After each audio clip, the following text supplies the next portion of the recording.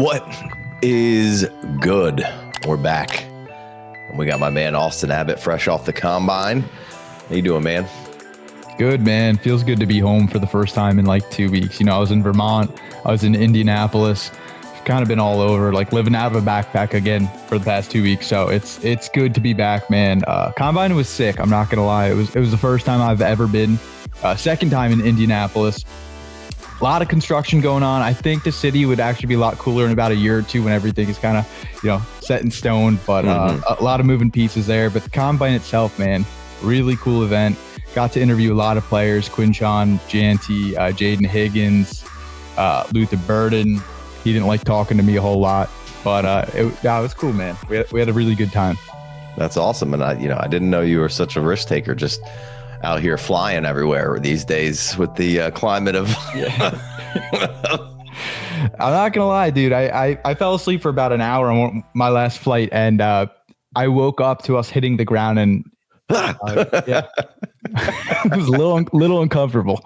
Yeah. My life flashed before my eyes. Yeah. Oh. All right. Well, we're post combine, right? So we're going to do a little what's my first worth. We do this every once in a while. I like to check in on these high end first round players. We're going to start with the top 5 running backs. We're going to kind of rank them a little bit, and then we're going to put them up against some veterans, and then we'll look at some other guys outside the top running backs and kind of gauge what they're worth. And that might be in part 2 if you're watching this on YouTube. So, Austin, give me post combine top 5 running back rankings before we get rolling here. Yep. So RB1, Ashton Jeanty, still remain the same. RB2 for me is Omarion Hampton, still remain the same. Casey, my RB3, this is where it changes now. I used to have Caleb Johnson at 3. Now it is Travion Henderson. I feel good about it. I loved what I saw from him this weekend.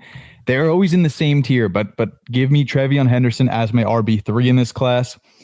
And I'm bumping up Quinshon actually to RB4. I'm putting Caleb down to RB5. I love Caleb. I don't want you to think that I am like significantly lower on him now. These guys were all in the same tier for me.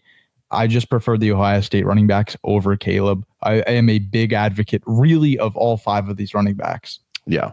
Yeah, and that's what we kind of wanted to hammer out here in this pod a little bit. I wanted to focus on the running backs on the top end. Not that they'll all go 1, 2, 3, 4, 5, or maybe the quarterbacks are more and mix in. I think, I'm not saying these are the top 5 picks, but I wanted to just focus solely on the running backs for the first half, and then we'll move to guys like Burden and Egbuka, Golden, Tet, and we'll see kind of where they pan out. So I'm mostly with you there. I got Jeanty at 1, and then a tier break, and then basically all 4 of those guys in a tier down there. I'm still sticking with my guy Caleb. Then I got Omarion. Then I got Hendo, and then I got Judkins. But they're all right there. I like them all. I don't think you can go wrong. I would take them pretty much all, bang, bang, bang, bang, bang, in that order, in front of probably most of the other players. I mean, I guess you could take Tet and maybe Jaylen Warren if it's tight end premium, but I'm taking all those running backs. You throw the quarterbacks in there, I might, chop that up just a hair. I like the quarterbacks more than most, though. But so, all right, let's not spend a terrible amount of time on Jeanty to start with. I think we've done some of this in the past, right? But, Jeanty, or let's say last year's 101 for the most part, Marv. So I have Jeanty 1 slot ahead of Marvin Harrison Jr. So give me Ashton Jeanty. All right. You sticking with Jeanty over Puka? Wow, man. I got Puka 3 slots above Jeanty there in the same tier 3 of my Dynasty startup rankings. So Jeanty's at the 212. I got Puka at the 209. I know it feels kind of wrong, like as we're talking about this now, but God, they're both just rock stars. And I'm taking Puka. It doesn't feel right, but I got Puka ahead of him. No, I think our general consensus kind of pans out that way. We got Puka at 203, Jeanty at 209. So you're right in the ballpark. And I kind of feel the same way.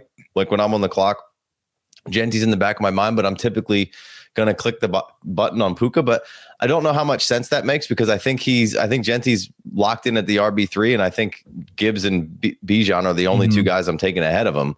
And I think he's in their realm of being as good. And I mean, obviously landing spot, yada, yada, yada. But, we know the capital is going to be good. So I'm with you. Right now, it's just a mental hurdle, I think, to keep Jeanty in the mid 2s.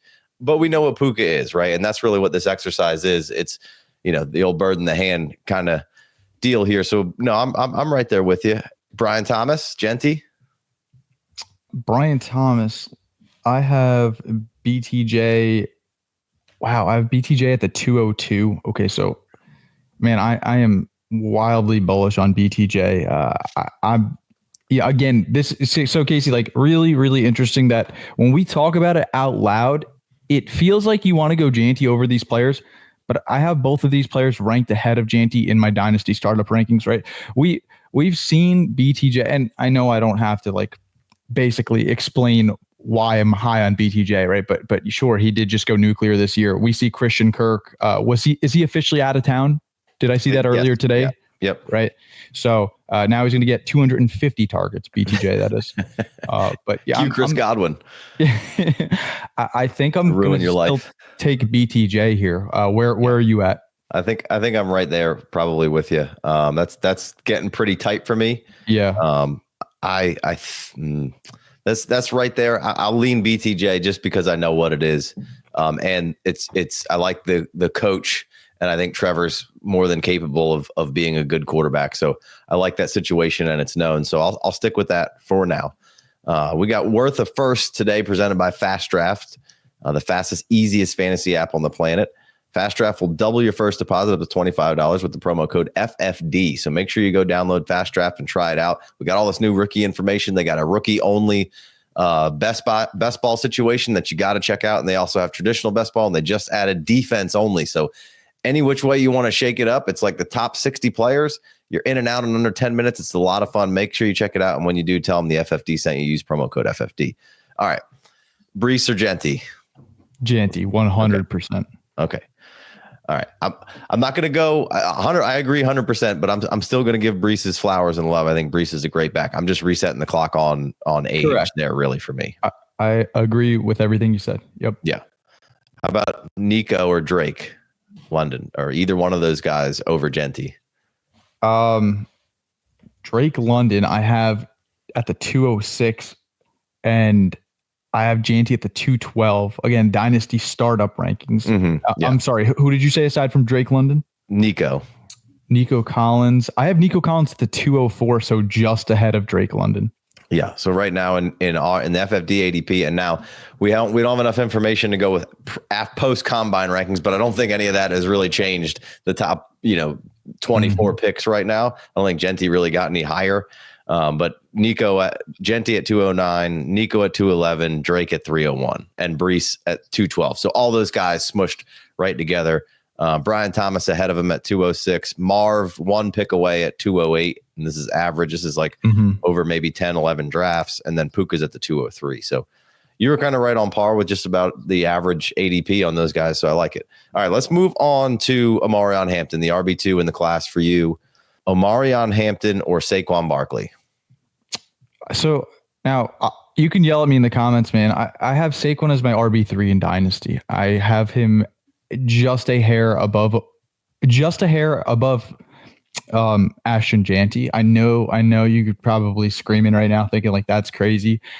I mean, what Saquon did was just so insane. And like, he's not going anywhere. Philadelphia is not going anywhere. Like, I don't like to throw around the word dynasty, but like they have a chance to really become that in the NFL, right? For NFL purposes and really fantasy as well, right? Like, sure, we saw Saquon have immense success with the Giants, and now he's played the greatest ball of his career in his first year with Philly.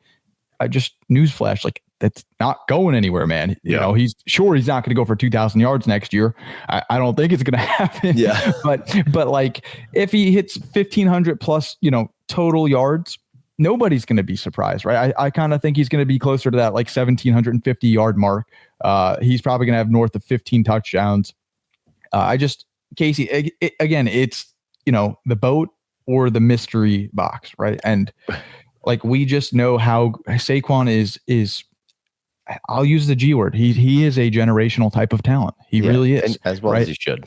Right. And we hope that Jeanty is. I think Jeanty is going to be a rock star in the NFL. But I know that Saquon is, and I don't know, man. It's I'm not mad if you take Jeanty over Saquon. Let me be very clear about that. I think well, number one, you have to question Saquon's motivation now. He just got paid. He won the Super Bowl. I mean, I'm just kidding. I don't think that man needs any motivation. He loves this shit. And I think he's got it in him to be good until he's 31, 32. So you're speaking in 3-year windows in Dynasty, as people like this, kind of say. I'm going to take Jeanty, but that's just because I feel like pretty much at any point in time, and it's semantics, that I could figure out a way to turn Jeanty into Barkley in most case scenarios. Yeah. If I'm a killer team and I'm rolling, I could see saying, hey, I'll stick with Barkley here, as far as where my roster construction is. But I think for the most part, I'm going to take Jeanty in the startup. And almost everybody listening will probably agree with you on that. I fully recognize that. All right. So, but are you taking Omarion Hampton or Saquon Barkley? I'm taking Saquon, candidly. Okay. Yeah, because Omarion's RB7 in my rankings. Okay. So Achane or Hampton? I have Achane as my RB6. Hampton is 7. Okay. So you're going to take Achane in the startup? That's correct. All right. So let's keep working this bad boy down. JT? Jonathan Taylor? I have JT, man. God, I'm going to sound like such a homer, man. I have JT RB5. He just finished the year so strong. I think the Colts are going to do a very good job just continuing to build that offense to cater to Anthony Richardson. And of course, the focal point will be Jonathan Taylor, like he was last year, like he's been for the past 4+ years. So I have JT as my RB5, Achane RB6, Hampton RB7. Yeah.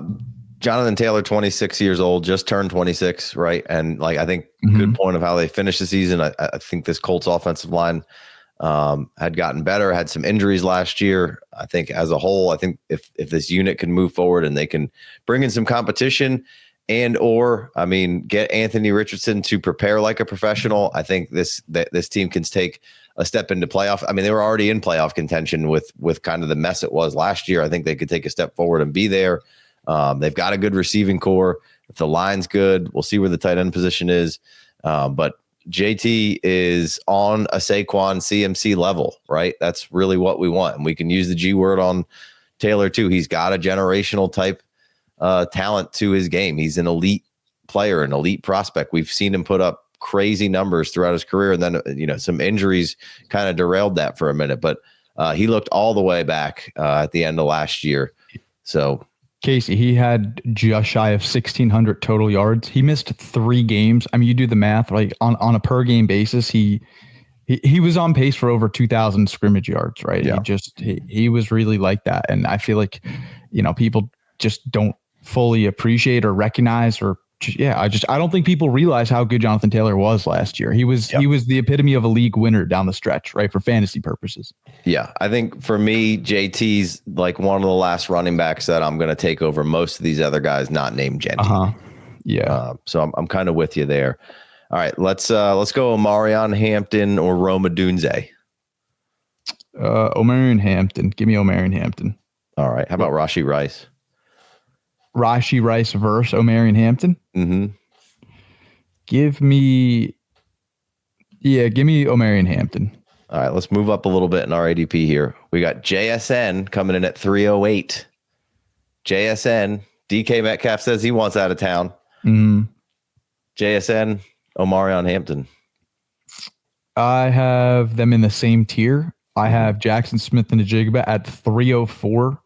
I've got Omarion at 308. Okay, so you on the JSN. Clock, you taking JSN? Yep. Is because he's a receiver or? Because I know not only was he a great prospect, not only did he, have a perfectly fine rookie year and a stellar second season, but and Casey, these are my rankings before the DK Metcalf news, before the Tyler Lockett news. So now that news just broke today, it's like. It makes me feel even better about this, right? If anything, I'm almost considering bumping JSN up like a little bit higher. I don't know how much higher he can go in my rankings, but early 3rd round feels appropriate in Dynasty startups. All right. How about Ladd McConkey? I have Ladd at, oh boy, where is Ladd? Let me find him real quick. Ladd McConkey versus Omarion. Is that the question? Yeah. RB2 in the class versus just a stud wide receiver. Okay, so JSN's my wide receiver 13, right? Mm-hmm. Lad McConkey's wide receiver 14, but in the middle of that, Omarion. So I'm taking Omarion over Lad. Okay. So Lad in our ADP, FFD ADP, wide receiver 13, JSN, wide receiver 14, 307 and 308 back to back. So Omarion Hampton, I think will have upped his draft status a little bit. So I think he'll be kind of knocking on the door early 4th round here with where people are going to draft him. And then as this moves along, I think he'll be up in this range. This is where he's going to end up in this Garrett Wilson, Lad McConkey, JSN range. So how about Garrett Wilson or Omarion? Garrett Wilson. I think he's being slept on too much, man. He's going to figure it out, and he's going to eventually have like that 1,400, 1,500 yard season, and people are just going to be like, yeah, we should have bought the dip. Yeah. Okay, let's shift back to a running back here, and this may be we might have to move down the totem pole here on running backs. Bucky Irving or Omarion Hampton. I have Hampton slightly ahead. I feel kind of silly saying it because I know how good Bucky is. I'll take Hampton. I think it's close, man. It's close. I can make a good argument for both sides, but I'm gonna still go Omarion Hampton here. All right, well, let's drop down to your RB3. Let's go Travion. That was the RB3, right? Yeah. Travion or Bucky?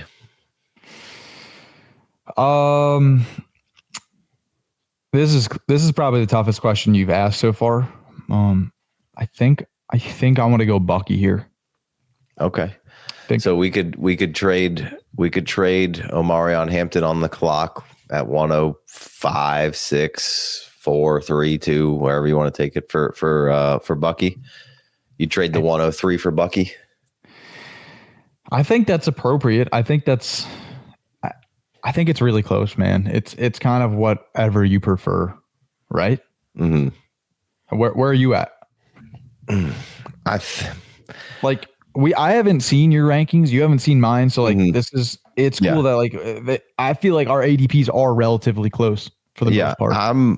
I'm having, I love Bucky Irving. Well, I got Bucky in a lot of drafts last year. I think I would pretty much, and maybe I'm way off base, but I think I would pretty much trade him for just about any of these 5 running backs. You would prefer the rookies? Yeah. Okay. And could be wrong, could be dead wrong there, and maybe I should just take Bucky. But rookie fever, man. A lot of people. I think these top 5 are really good, man. Like they are. I know people want to continue to poo-poo this class for some reason, but and that they're not comparable to 2017. Well, that proof will be in the pudding here down the line.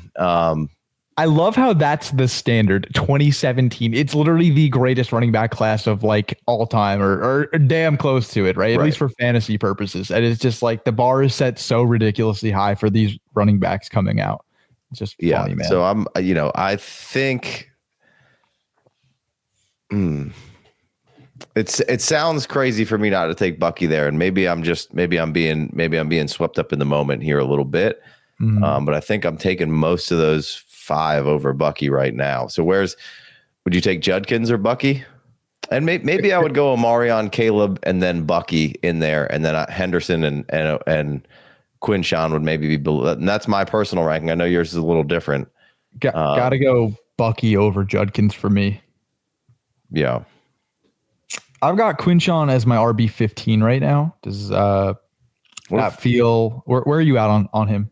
Overall, for your RBs, probably a little higher because, like I just said, like I like those 5 guys more than a lot of once we get down into here, once we get into the Kyren Williams of the world, and we don't know about Christian McCaffrey, but Josh Jacobs, James Cook, Kenneth Walker. I think I want all 5 of those running backs over pretty much any of those guys. We're sitting here with 5 rookie running backs in our top 15 dynasty rankings. And that's probably pretty standard, right? Consensus would probably agree with that for the most part. So it just I mean, hey man, 5 of the top 15 again. Like that just tells you how strong these running backs are as prospects. Yeah. All right. Well, let's zoom in on Judkins then for a second. Okay. And let's say, where are you at with Jacobs, Josh Jacobs, or Quinshon Judkins? Where do I have Jacobs at? Okay, so Jacobs is RB14. Judkins is RB15 for me. Okay, so you would take Jacobs over Judkins. Yeah, Josh Jacobs is so good, man. Just a very underrated running back. You're right. I'm probably the one on the wrong side of this right now, and maybe a little swept up. ADP's basically saying, Omarion, but this is pre-combine because again, we don't quite have enough data to compile new ADP at the moment, post-combine. But it's basically saying, Travion, Caleb, Omarion, all essentially ahead of Cook, Kenneth Walker, Jacobs currently. So, and Christian McCaffrey's just got a weird ADP. He's at 502. Would you take Christian McCaffrey or any of these 5 running backs?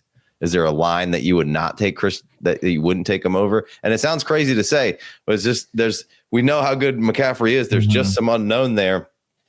And this could be the dumbest decision of all time. I would say CMC is one of the most difficult evaluations for all of Dynasty startups. I have him as my ready for this? RB21, man. And I am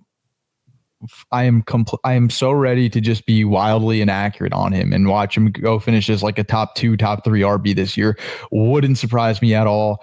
This is just me factoring age. It's potentially factoring in, not only his contract, but like I wonder if there's a world that exists where the Niners consider looking at running back just to give him a little bit of a breather, right? So I don't know, man. Maybe they just run it back with him and they're like, we're going to ride him into the ground and CMC's a dog again, right? Like none of this would surprise me. So I got him at RB21, Casey. To answer your question, yes, I would take all 5 of these running backs over him. I think Christian's going to give you a better chance to win probably next year than a handful of that top 5, but in Dynasty, I'm going to take them over CMC. Yeah. In all likelihood, the range of outcomes because of who Christian McCaffrey is as the human is he comes back and just has another glorious 3 years.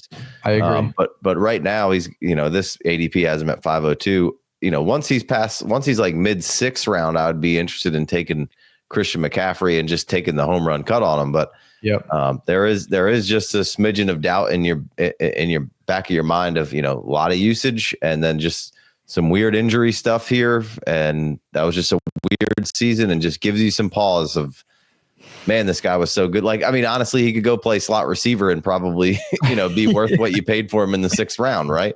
Yeah, dude, he's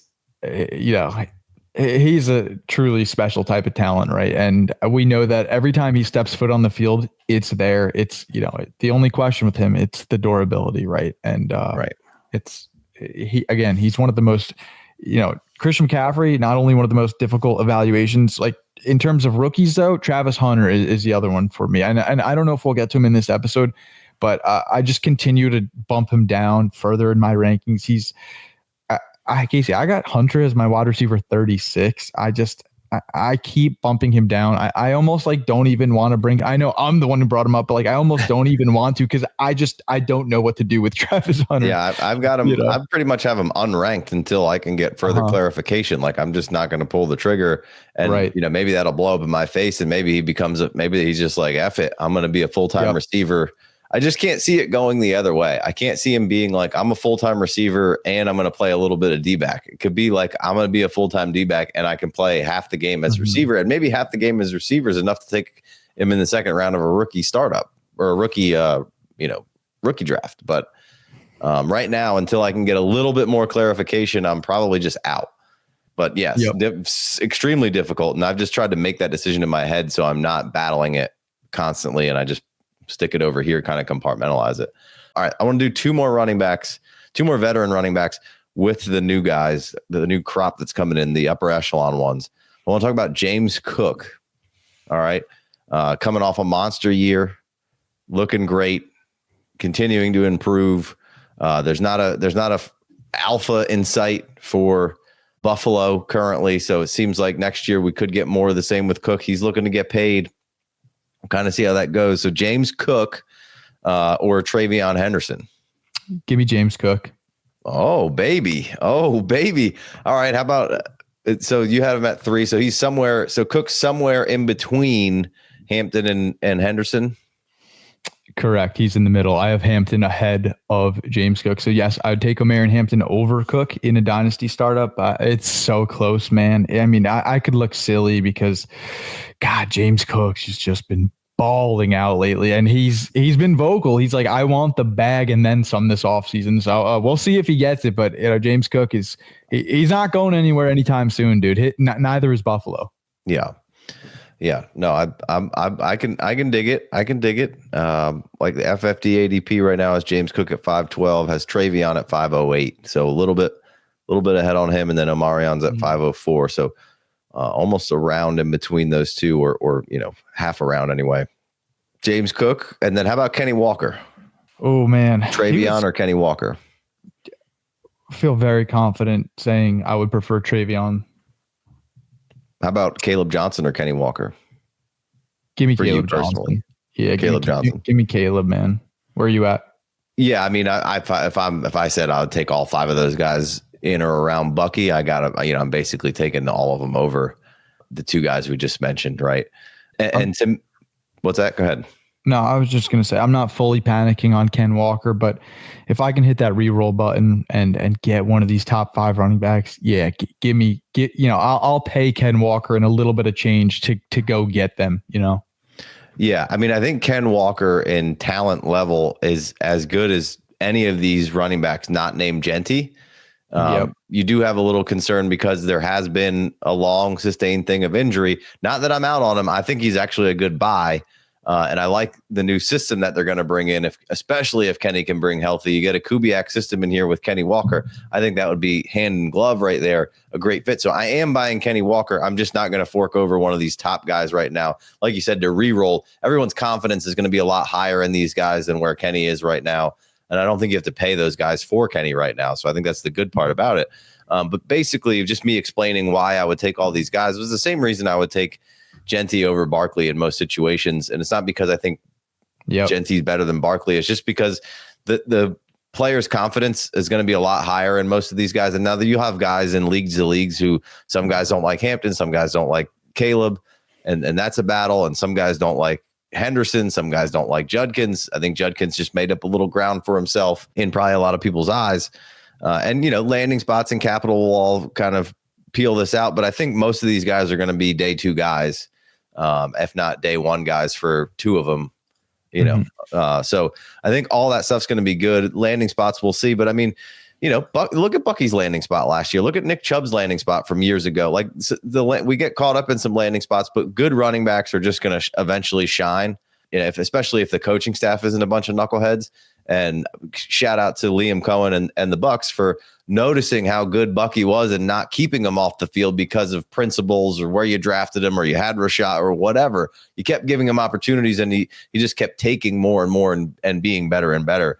And not always the case, but I think 9 times out of 10, people are smart enough and their jobs are on the line. So, but sometimes the job on the line is keeping somebody out of playing because they're like, well, I spent this much money on this guy or I spent this capital on this guy, so I'm going to ride this guy, even though the job-saving move might be putting this other guy in who maybe you didn't spend that much capital or cash on. So that's kind of my spiel of why I want to take those guys over and I think some of it is maybe wrong in the process. And maybe I just got, a little bit of fever, and my only way of solving it is more cowbell. So, all right, let's look. So how about like somebody like Chase Brown? Are any of these would you rather have Chase Brown, or is there any rookie running any of these top 5 guys that you would rather have, or would you rather have Chase Brown than any of those 5 guys rather? No, I'm taking Chase Brown over like a Dylan Sampson, but no, not those top 5 running backs. Yeah. Okay. Well, I think that about rounds it out. How about Kyren? Where's Kyren fall in the hierarchy of these guys? Because I think there's going to be a lot of questions with Kyren coming into, is this the last year of Kyren's deal? I'm not sure, but I think there's going to be some questions about Kyren because people love to hate that man. And I think just about anybody would say, hey, let's re-roll any of these rookies into Kyren because they're more fun and explosive and yada, yada, yada, except Kyren's just been an excellent professional running back. I got Kyren at RB12, man. He is a hair below Bucky, and he is neck and neck with Caleb Johnson. I feel like I'm still too bearish on him. What do you think? Yeah, I mean, Kyren's at 411, and usually how I kind of determine this sometimes when I got him at 409. Okay. When I'm drafting, am I looking at Kyren Williams when I'm on the clock? And the answer is typically no in that spot. And so that kind of tells me how my subconscious is viewing this. And maybe that's wrong. I would probably take the newer guys. And I think, again, it's just because I think Kyren, if I want to win, I can take him and roll him into the Rams and be very good. And I don't think he'll be dead after he either stays with the Rams or goes somewhere new, but your confidence would be a lot less in him. He's just a damn good player. And now the Rams feed him. But he's been very reliable. He's missed some games here and there, but when out there and healthy and doing his thing, he's been a very good player. But I think, the public's confidence in all these other guys and the new shiny objects, I think they're all going to be more excited about those guys than Kyren Williams. So I think inevitably I would probably side with pretty much all of them over Kyren. But right now, again, public view on ADP is Kyren at 411 ahead of pretty much all of these guys. Now, this is, again, not post-combine ADP. This is pre-combine ADP. I think Hampton will certainly surpass Kyren Williams after that performance. And I think maybe Judkins could see a big jolt up and be competing with, around the Kyren level of, where you're going to have to draft him in a startup. But again, this is startup ADP that we're talking about. And, it's a weird thing in Dynasty is that, like, the philosophy and the psychiatry of, like, startup versus an existing league value is also typically different. So sometimes where you take somebody in a rookie draft isn't necessarily the same exact slot where you would take them in a startup. And that, I don't know why that is. In all my years of playing Dynasty, I've never quite figured it out. But that's probably a conversation for another day. So anything else on these running backs or anything that you deem that you would definitely take over these guys or trade these guys for? No, I mean, I think we had like a pretty good conversation regarding them, right? I view all these running backs in a pretty much, I would say, like the same bucket, right? Pre-combine versus post. I haven't really adjusted rankings a whole lot. Like Trevion went up a little bit. Jeanty, and just on a side note, before we wrap up this episode, Casey, like Jeanty had a great interview, right? I was able to talk to him for a little bit, ask him a few questions, and really, really good dude. Really humble, right? Well-spoken. And who surprised me was Quinshon, man. A better interview than I was initially anticipating, right? Like he was just much more friendly than I thought. He was very open to just talking about, just opposing defenses, just schemes, really so many different things. Quinshon Judkins, that is. So a great interview from him. And who else? I thought I wanted to talk about one more running back. I don't know. Maybe I'll save it for the next episode. But no, man, these are some really good running backs, and I genuinely mean that. These top 5 running backs, you should feel great about it. If you have an early Dynasty first round pick, in your rookie draft, hold it. Yeah. No, I agree. I think all are good. They're just going to keep values going to keep going up. All at the combine was excellent for just about everybody who attended and worked out. It was a good speed and agility scores that came out of this for a lot of people. And then once we put the draft capital on some landing spots, I think the first round players are going to get even more valuable that are in your Superflex tight end premium rookie draft. So let's wrap this one up. Austin, always a pleasure. What's the Twitter handle where everybody can find you at Austin Abbott FF. I post rookie content basically every day. That's all you need to know. That's all you need to know. Make sure you go check that out. If you haven't already, subscribe to the channel, 5-star review on the pod. If you want extra stuff, you can go over to the Patreon. I got a $5 holler, get you extra episodes, get you access to rookie rankings, dynasty rankings, all this ADP that we've been talking about, get into the mocks that create this ADP, There's a Discord channel. There's also a free Discord channel if you want to hop into that. So we appreciate you guys. We'll catch you on the next episode. Peace.